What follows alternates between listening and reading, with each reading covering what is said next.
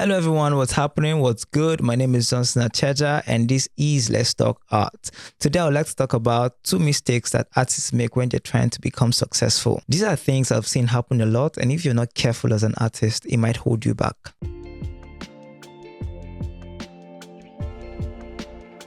The first mistake is that we pick a style too early. I know that this may sound a bit controversial because I've talked about it in previous videos where I said that it's right for you, or you're supposed to, as an artist, have a style.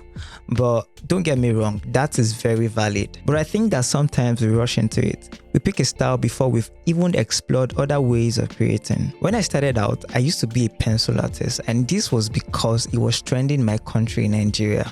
But then I switched into painting, and to be honest, finding my style took a while. And for me, finding my style was even more spiritual than physical because I'm a Christian, and I prayed about it and I saw it.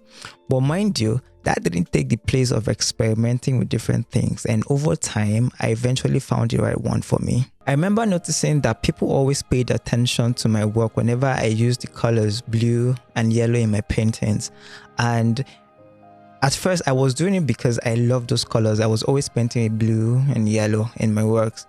But then I realized that whenever I share them online, I had more engagement on those works than the other works. So I kind of leaned into it. And I mean, that was the color that I even liked. In fact, it's something that I've always liked. So I just kind of leaned into it. And to an extent, it worked out for me. And this is one way I feel you can find your style also. And seeing as we know that art is a business, I mean, it won't be wrong to lean towards what some people or what people are demanding. But here's the thing. Many artists do not experiment enough. They just see what's trendy, what's getting attention, and they hop onto the trend. But here's the problem. You don't know who started that trend, and you don't know where it's headed. By the time that trend reaches its peak, you might be playing catch up. Why not explore different things and see what works for you? Art, we all know, is about experimenting and trying new things, and also finding what connects with people. And when you find that one thing that people really like in your work, it can help you guide you towards your own style. Now let's talk about the second big mistake, not being properly baked as an artist before coming out. What I mean is this: some of us aren't fully ready yet, but we see other people making it and we just want to jump onto that ride and, tag along, which to an extent works for some people. You might get lucky and make a sale or two, and that feels really good. But here's the danger.